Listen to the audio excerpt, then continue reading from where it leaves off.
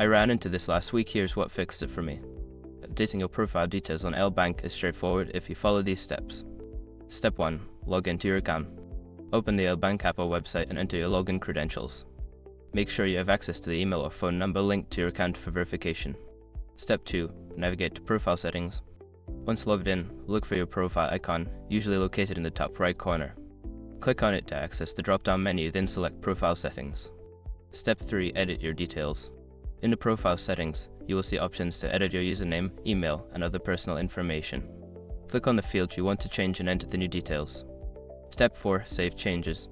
After updating your information, look for the Save button at the bottom of the page. Click it to ensure your changes are recorded. If you forget this step, your updates won't be applied. Step 5. Verify your changes. Before starting recovery, use the sroc.com link in the description to open the account recovery checklist generator and make sure your verification details are ready. Updating your profile on LBank is a breeze with these steps. If you run into any issues, don't hesitate to reach out to the support team. Happy trading!